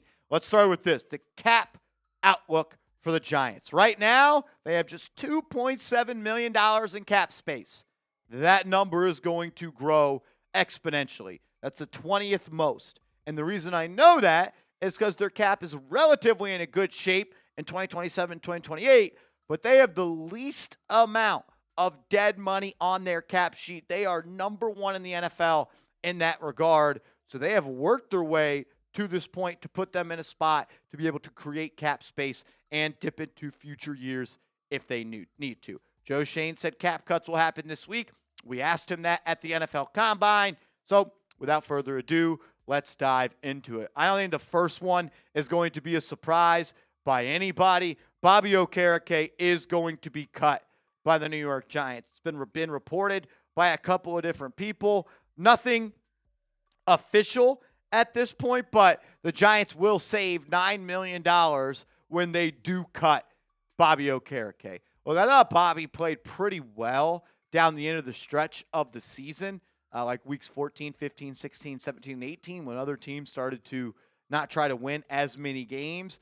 But he is not the same player that he once was when he first joined the New York Giants. And Paul Schwartz said it of the New York Post, said, quote, "I believe that John Harbaugh wants to completely revamp the linebacker room. And with Bobby Okereke having nearly a $15 million cap hit, his production just does not meet that price point at this point." And the Giants probably believe with that $9 million that they save by cutting Bobby Okereke, they can use that on another linebacker that's younger in age, fits the system, and quite frankly is a better player at this point. I appreciate everything Okereke did, but at this point I just think it is time to move on. I also want to let everybody know that we have officially dropped some brand new Giants Now by Chat Sports gear. Go to chatsports.com/Giants Now t-shirt. That's chatsports.com/Giants Now t-shirt. We've got this in blue, we've got this in black, and we also have it in navy as well. People have been asking for some more merch. We've got you covered. Chatsports.com/Giants Now t-shirt. That's chatsports.com/Giants Now t-shirt. I'll make that link clickable in the comments and the description. Cap cut candidate number 2. And this one I think isn't all that likely. I think that Jon Runyan is going to be on the team next year. But there have been people that think the Giants could cut the left guard to save $9.2 million in cap space. And the thinking is you save $9.2 million, you sign a guard to a longer-term deal, and the cap hit is less than $9.2 million this year. Our friends over at PFF actually listed Runyan as a cut candidate today, saying the Giants had little guard depth in 2025, meaning veterans Greg Van Roten and Jon Runyan started the entire year, and each played over 1,000 snaps. Runyan's 52.9 PFF grade was 65th out of 79 guards. And though he could remain as a valuable depth piece for an offense that needs it, the Giants could aim to move on from him and address their needs at guard in the draft and free agency. Cutting Runyan would save a valuable $9.25 million as they veer towards free agency. There's every chance they could take an offensive lineman in their first few picks, even with the number 5 selection in the 2026 NFL draft. I think it's probably more likely that Runyan stays, but like PFF said, $9.2 million is a lot of money. And the Giants could feel as if they cut him, they save that money, and then go out and get a better player. Look, I thought Runyan was fine this year. I don't think that he is some irreplaceable player. I like Jon Runyan, but if there's a better player out there, the Giants, I think, should cut him and go get him. But you don't want to cut him and then leave that spot open to not have a solid contingency plan, so they're going to have to be calculated in that. One that will be a no-brainer and I think could be reported as soon as today is James Hudson, the swing tackle that Joe Schoen signed in free agency of 2025. If he is cut, the Giants save $5.4 million, the same amount of penalties he had in like one drive against the Dallas Cowboys. It didn't work out, and I don't really think I need to say much more else. This is a cap cut that I think is going to happen, and they will save nearly $5.5 million. Another cut that I think is coming down the line is Devin Motor Singletary, the veteran running back. I think he is going to be cut. The Giants will save that $5.2 million. Maybe they reinvest that into another running back. I feel like Singletary had a pretty solid back-to-back seasons for the Giants. Giants are going to need another backup running back on this team, or maybe they look to spend big in free agency. We have heard dots be connected to Kenneth Walker and Travis Etienne. The Giants maybe think we take that $5.2 million we saved there, invest that into the running back position, backload the contract, and bring in someone like Kenneth Walker. Maybe. I wouldn't do that. I'd like to go with a cheap backup running back, maybe like J.K. Dobbins, who has a cap hit of $2.5 million, and you rely on Scotty and Tracy and have a reliable RB3. But, man, it is insane the amount of people that are saying Kenneth Walker is someone the Giants are going to have interest in. Another cap cut casualty that I think is as good as gone is Graham Gano. The Giants have a new kicker on the block, Ben Sauls, that they have confidence in, and Gano at 38 years old is just too unreliable at this point. Too many injuries have stacked up over the last couple of years. I know he made his kicks this year, but 38 years old, 40s around the corner, missed too much time, and saving $4.5 million is something that the Giants are going to have to do this offseason. Another player that I think will be cut by the Giants is Roy Robertson Harris, the defensive tackle that they signed last offseason. Not that Harris wasn't a good player. I think he lived up to who he was, a pass-rushing interior defensive lineman. The Giants, I think, are just going to be looking for a different type of player at that position. They want guys that can stop the run. That's not really Robertson Harris' game. And if you could save almost $4 million, I think you're just going to have to do it. And at 32 years old, I could see them trying to get younger. There's been some talk of Chris Board being a cap cut casualty. You save $2.1 million if you cut the linebacker. He did once play for the Baltimore Ravens, kind of known as a special teams ace. Maybe the Giants keep him because John Harbaugh likes him. But for $2.1 million, I could see them moving on from him. If the Giants make all 7 of those cuts that we mentioned on today's show, the Giants would save almost $38.7 million in cap space. You add that to the nearly $3 million you have right now, you got $41 million in cap space to go and make some things shake. Maybe you hold on to Runyon, then you still have $32 million, and then you can restructure the contracts of Brian Burns and Andrew Thomas. Again, restructuring contracts just moves the base salary of the player down and the roster bonuses up, and the player gets the money up front. It's actually beneficial for them, and they don't have to sacrifice any money. So you have the $42 million, you save 14, you get to 56, you save another 11, you get to 67. Like, the Giants are going to be in a good spot if they want to make these moves. Like, they have plenty of ways to go out and create cap space if they want to. And I think they should.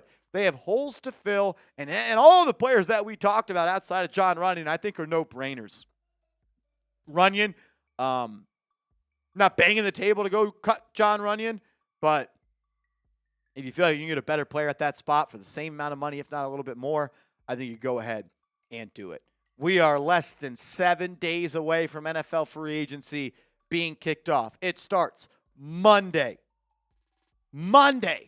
So subscribe, turn those notifications on, and if you're pumped up, hit that thumbs up icon. Make sure you are following me over on social media. You can find me on Twitter. You can find me on Instagram at @MarshallGreen_. Give me a follow, and let's go Giants.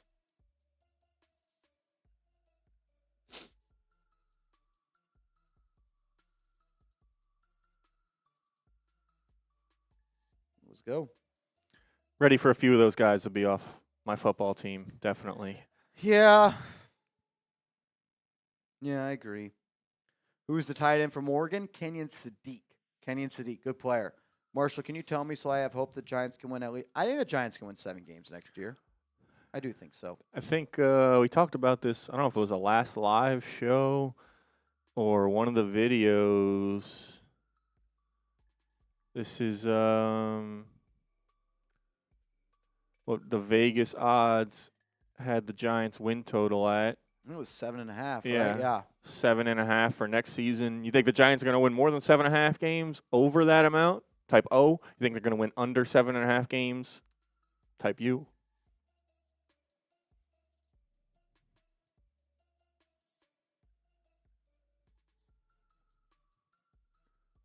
Unreal. All right, let's dive into this mailbag on today's show. We've been live for 90 minutes. Shout out to all the real ones that have tuned in today.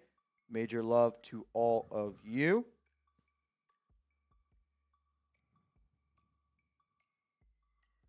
Are you going to absolutely hate the signing of Kenneth Walker if they make it? I mean, you could do worse than adding good football players to your team, obviously. So, like, from that lens, no. But, like, I don't personally think running back is their biggest problem right now. Obviously, Tracy and Scatterville both had some injury concerns, I guess, early on in their career. And, like, Walker, I just, like, you saw what he could do in the Super Bowl. Obviously, he's great, but I hate, like, your guy who is, like, his value is so high because of what he just did recently. And, like, are you overpaying because he's at the peak of his value? Like, it just feels like he's going to get more money than he's worth because of what he did recently. And I don't want the Giants to be in that position. I would rather just, like, if the Giants want to spend $12 million a year on Kenneth Walker, let's just go cut Jermaine, or let's cut John Runyon and then go sign the best guard in free agency. Like, I'd rather bolster up the offensive line than bolster the running back room. Yeah, it's like you kind of hit at it. I think it was before we started the cut. Building the team inside out. Like, you can't get all of. You're not gonna fix every problem on your team in one offseason. It's just not possible. Not when you're a team like the Giants. And I'm of the belief, and I think you said this too, that you should build the team inside out. Because everything starts up front in the trenches, and you can't really, if you have a great wide receiver or a good quarterback or a good running back, it doesn't matter if your offensive line can't block. I think the Giants' offensive line was the best it's been in years this year, but I don't think that it can improve. Obviously, every position could improve, but I agree that probably better to invest in the offensive line instead of the running back.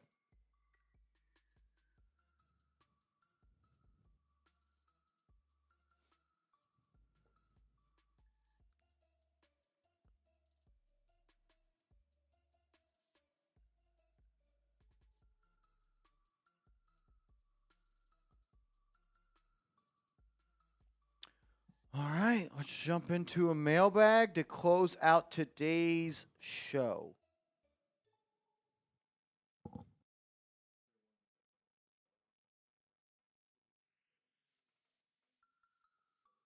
I'll take a look.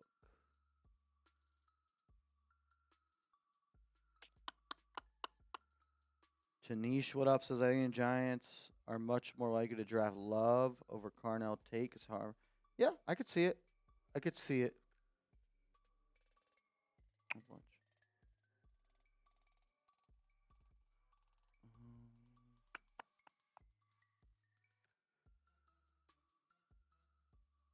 You didn't go to receiver. Any concerns? Marsh was dynamic.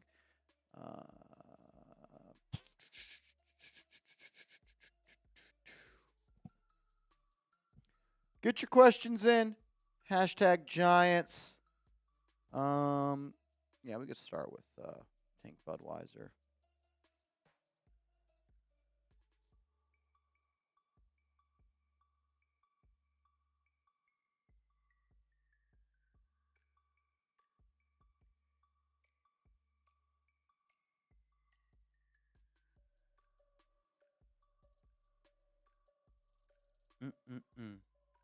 Is Bo going to start this year?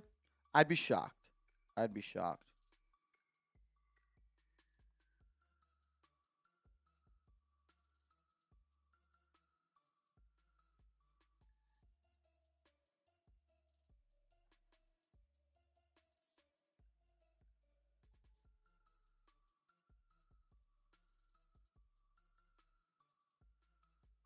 Do you think the Giants make any signings on day one of free agency? Yes, I do. I do. All right.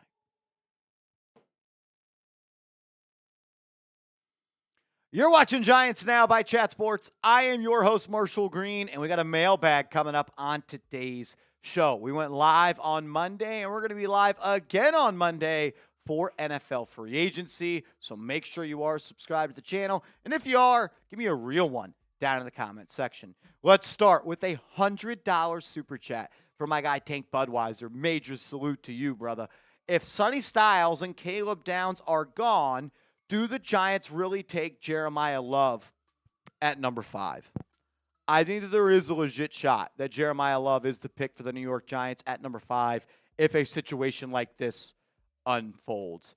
If the NFL draft goes in no order, Fernando Mendoza, Sonny Styles, Caleb Downs, and Arvell Reese, I do think the Giants could take Jeremiah Love at number 5.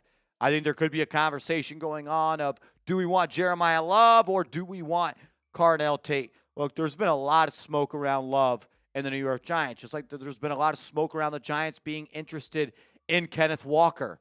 I think it's pretty clear at this point that the Giants want to upgrade the running back position. I am personally A-OK with Tyrone Tracy and Cam Scadwell as a 1-2 punch, and then adding an RB3 in free agency or the NFL draft. All signs point to the Giants trying to spend big resources on that position, and I would not be shocked if Jeremiah Love is the pick at number 5. I probably wouldn't make that selection, but trying to put myself in their seat and think through their eyes is, do they think maybe we're getting the best player on the offensive side of the ball at pick number 5 on a cost-controlled contract? Maybe. I know John Harbaugh wants to run the football, and if Jeremiah Love is a generational back, I think you could do worse at number 5. Dylan, what up, my man? Sonny Styles or Caleb Downs? I lean Styles at this point, and I'm splitting hairs, like 51% Styles, 49% Downs. I think Styles is a little bit more rare of a player. 6'5", 240 pounds, runs a 4.3 40, whereas I'm not saying that Caleb Downs is a player that you can recreate, but I think you'll find another Caleb Downs before you find another Sonny Styles. Look, if either of them are the pick at 5, I'm going to be hooting and hollering, and I'm going to be having a lot of fun, and we're going to be celebrating. But I slightly lean Sonny Styles at this point. Rob Jigga, what's up, my man? Let's say the New York Giants draft Styles. Would you consider trading with the Bengals if Downs was still on the board at number 5? The Bengals pick is worth roughly 1,300 points. Might cost the New York Giants a 2026 second rounder, a 2027 second, and a 4th rounder. I think that is the minimum that it would take. You're saying to go from pick 37 to pick 10 takes a second and a 4th. I think maybe even a second and a 3rd, and maybe even a future 1st-round pick. I would love to leave the draft with Sonny Styles and Caleb Downs. If the Giants can finagle their way to trade back in round 1 and get Downs, yeah, absolutely. I would be all in for that, but I think it just might be a little bit too much, a little too expensive for the Giants to get all the way up from 37 to 10. Now he starts falling to 11, 12, 13, 14, 15. Yeah, you start picking up the phone, you start trying to trade up. But I think a trade down from 37 is more likely than a trade up. Jaws, what up, my man? Do you think they go after a receiver like Omar Cooper, maybe sign one in free agency, and then draft one in round 2? Look, if Omar Cooper is there at 37, I have a hard time believing the New York Giants would pass on him. He's a big-time player, and he's someone that I think would fit great into this offense. A guy that every time he touches the ball, good things happen. I like Omar Cooper a lot, and I think the Giants could double down at receiver, sign one in free agency, and draft one. I think they could do that, and I think they should do that. What, are you going to enter next year with Darius Slayton as your second-best receiver? We've played that game. I think it's likely Wan'Dale Robinson is gone, so to fill his hole that he leaves on the Giants roster, and then also, you're going to have to do, if you lose Wan'Dale, you need to bring in a guy, because even if you keep Wan'Dale, you still need to add to that room. So you need to replace Wan'Dale and add somebody else.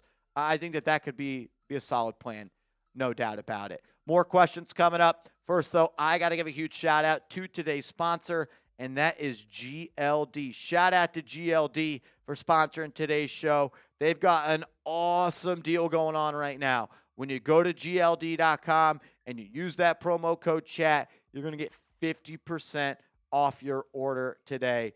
Get hooked up with them. Everyone has those go-to pieces: shoes, shirts, jeans, jackets.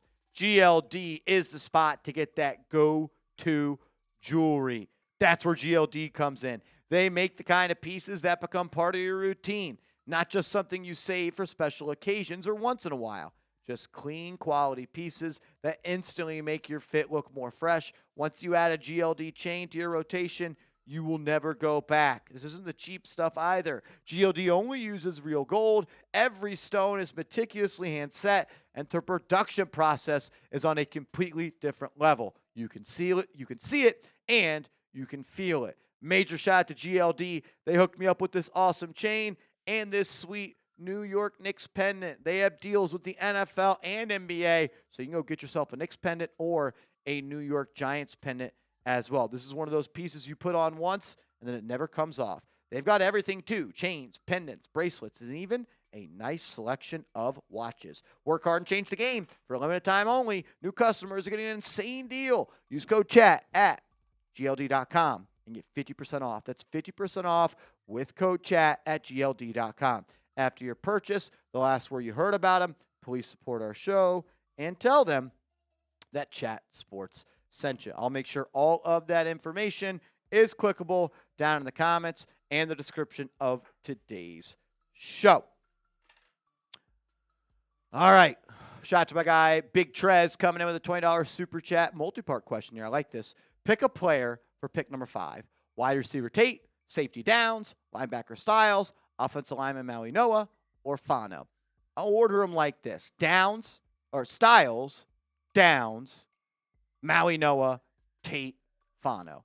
At 37, Boston, Cooper, Allen, Lomu, or Hunter. I really like Hunter. I really like Cooper Jr. Those would be the two guys that I target there. I also like Boston. We're kind of seeing these bigger wide receivers be a little bit phased out of the NFL, but Denzel Boston is a freak. And then number 2, biggest positional needs, wide receiver, O-line, DA line, cornerback, and free agency. I do think those are the biggest needs. If I were to put them into order, right tackle, D tackle, right guard, inside linebacker, CB2, receiver, but all of them are needs. And then sleeper and overrated player. Man, this one's tough. A sleeper, Michael Trigg, tight end out of Baylor, and someone that I think might be a little bit overrated.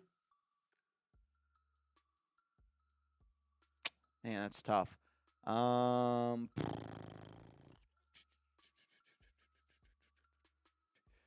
don't know.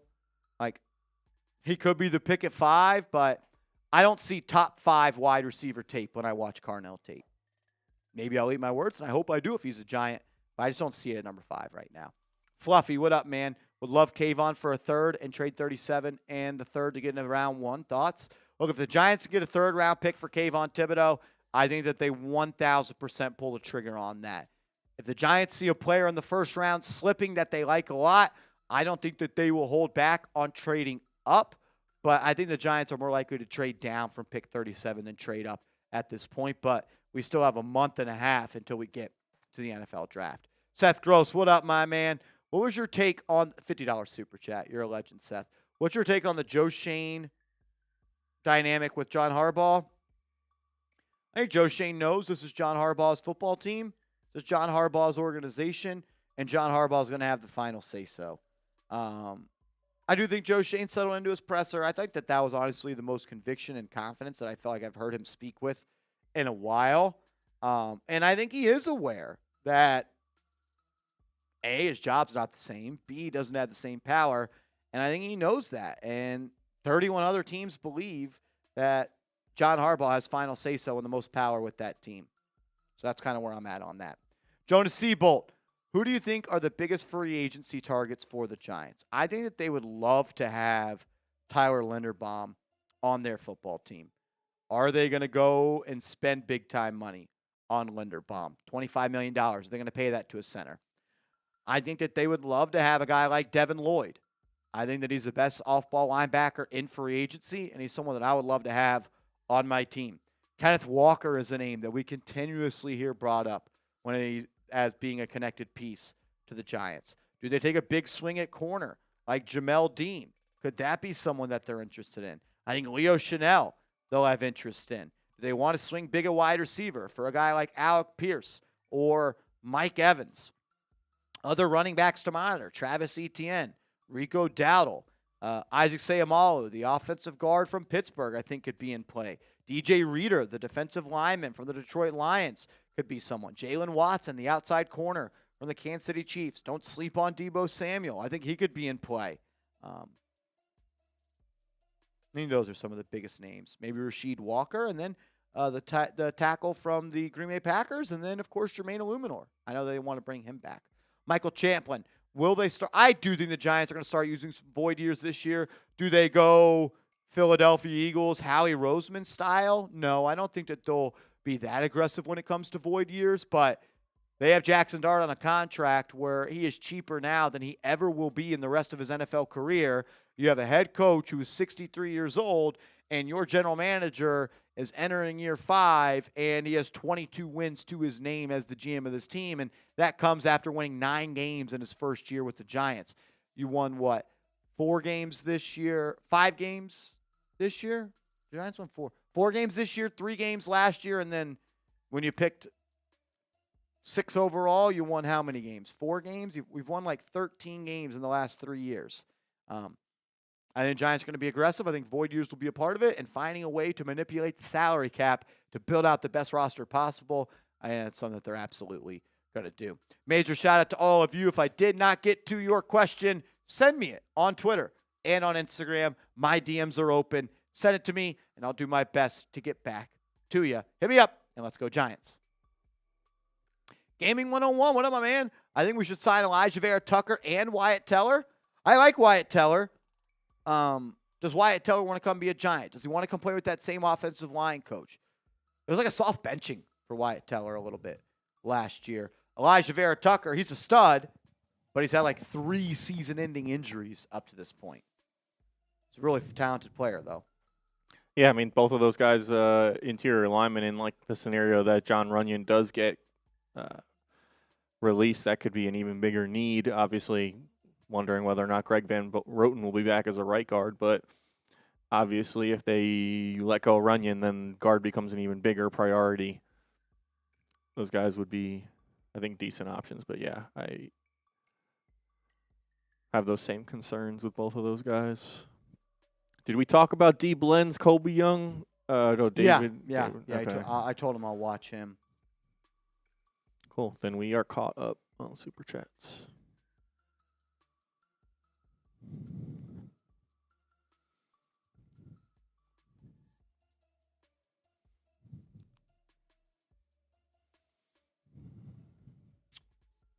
Yep. Free agency. 1 week away. So the next time we'll be live on this channel will be day 1 of free agency. Yeah. Agreed. All right, we're going to sign off on today's show. We've been live for nearly 2 hours. Appreciate everybody for tuning in. A lot of good stuff. A lot of fun. That was fun. We'll be back at it Monday, early Monday morning, and we'll be live all day long. It's the place you want to be. Until then, let's go Giants.